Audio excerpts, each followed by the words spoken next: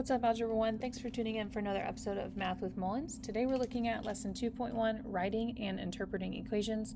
So how can we translate sentences into equations and then equations back into sentences? First thing we're going to look at is just some things to think about when you're writing equations. A mathematical equation or mathematical statement that contains two expressions and an equal sign, or this symbol right here, is called an equation. So what we do want to do when we're writing equations, we want to first identify each unknown and assign a variable to it. Step 2, identify the givens and their relationships, and then step 3, just write the equation. One thing we want to make sure we're aware of is the differences between an expression from an equation. So an expression is going to be a mixture of numbers and variables put together. So for example, we can have like q plus 3 or 2y minus 4 plus 7, but an equation is going to contain an equal sign. So q plus 3 is equal to 7, where we can actually solve for q later on, or even 2y minus 4 plus 7 is equal to 16. So just making sure we know equations have the equal sign. We're going to see a lot of that with the word is or use like the same as. Let's go ahead and try a few examples and get going. For example 1, we're going to write the equation for the sentence. 20 minus the quotient of 7 and x is the same as twice x. The nice thing about this one is when it says 20 minus the quotient of 7 and x, that just literally means to take 20 and do your subtraction sign, and then quotient of 7 and x just means 7 over x, which is 7 divided by x, and then is the same as, that just means equals, and then twice x is just 2 times x. So when we put it all together nice and neat, we would see 20 minus 7 divided by x is equal to 2x. If you wanted to, you could also separate the 7 and the x like this. 7 divided by x, that would work as well, and then is equal to 2 times x. Okay? Next up, we have just a situation that we're going to read through and then write an equation and then go from there. Of 799 teens surveyed about what they do online, some use social media network. Of those on a social network, 430 say people their age are mostly kind online, and the remaining 193 are not online or are not kind. Write an equation to find the number of teens surveyed who are not on social networks. This is kind of a tricky situation. These two numbers represent social teens mostly kind online. 430 are mostly kind, 193 are mostly not mostly kind, but these two numbers are the people who are online. So in order to write our equation, we would need to add those two numbers together first, just to see how many people that is. So 430 plus 193, I'm going to get 312, 623. So this means online, okay?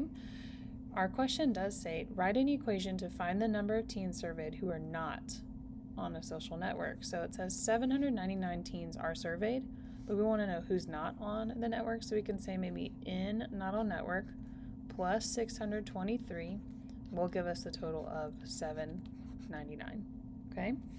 And then it doesn't say to solve the equation, so we're just going to leave it at that. So this would be an example of showing who is not going to be on a social network. All right, example 3, going on to write an equation with multiple variables. So this time we're going to have multiple letters showing or multiple representations of our mystery numbers.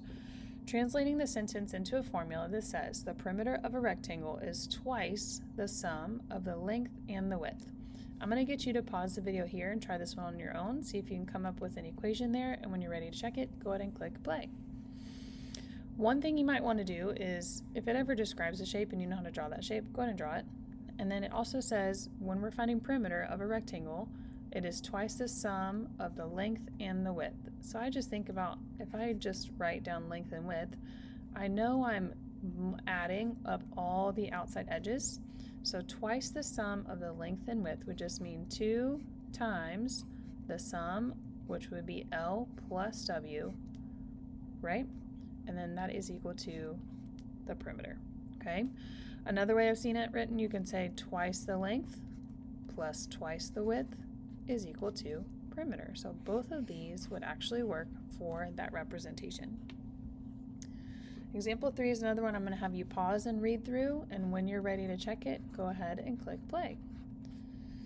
All right, plain and cinnamon raisin bagels are the most popular flavors. Each year, the number of packages of plain bagels that are sold is 24 million more than twice the number of packages of cinnamon raisin bagels that are sold. So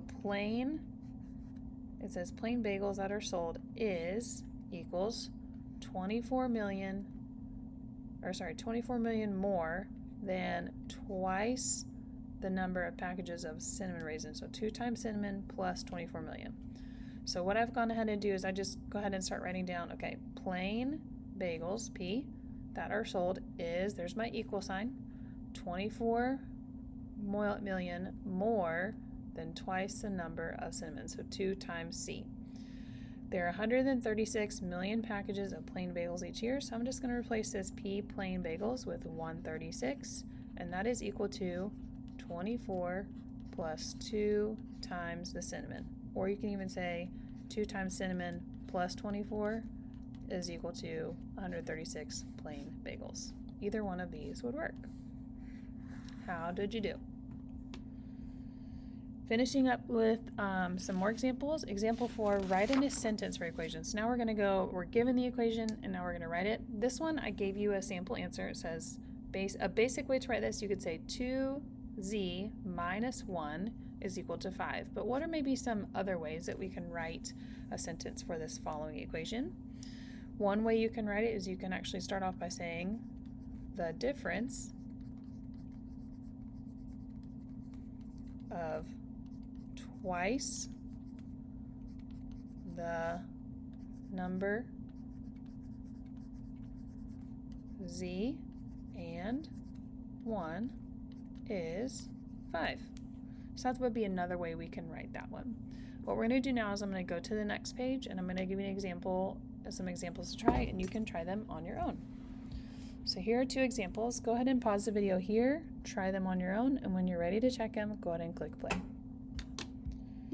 All right, for these I'm going to type them out just because it's a little bit easier. So for letter A, I did a few different ways. I did 6 times z minus 15 is 45. You could also say the product of 6 and z minus 15 is 45. Make sure I spell all these things correctly. Product. And then for letter B, this one was kind of tricky. I stated this, the quantity of y plus 3. So anytime you see the quantity of y plus 3, that just means they're in parentheses, squared is 25. So this might be something new that you haven't seen before. When you want to use parentheses, we want to say the quantity of, and then what you want to be inside the parentheses, okay? So we're going to give that a try on the next example and see how you do there. Here's example 5. Write the sentence for an equation when you see the following. So we have 3 and then parentheses y plus 1 is equal to 12.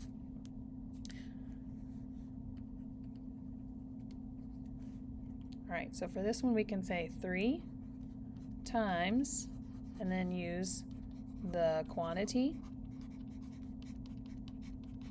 of y plus 1 is 12. Okay, so again, when we say the quantity of means let's put that in parentheses. Okay, last one, example 5, write the sentence for an equation with grouping symbols. This time we have a few to check from. Select the sentences that represent the equation 7 parentheses p plus 23 is equal to 102. I'm going to give you time to try this one on your own, so you can pause it here, click play when you're ready to check. All right, 7 times, letter A says 7 times the sum of p and 23 is the same as 102. That would be a good one to say because You said 7 times, and then the sum of P and 23 means P and 23 have to go together, which means they're going to be grouped together. For letter B, when it says 7 times P plus 23 equals 102, that would look like this. 7 times P plus 23 equals 102. So that one is not going to be the correct one to choose. Letter C, 7 times, here we go, the quantity P plus 23. Whenever we see the quantity, that just means that it's going to be in parentheses, equals 102, so C would be another good option. D, the quantity 7 times P plus 23 just means the entire thing's in parentheses like this, is equal to 102. That's not what we're looking for either. But letter E says 7 times the sum of P and 23 is 102. That one would also be a good option as well. So we have letter A, letter C, and letter E for good examples. That's going to be all for our lesson today. Thanks so much for tuning in to Math with Mullins, and we'll catch you next time. Have a great day. Bye.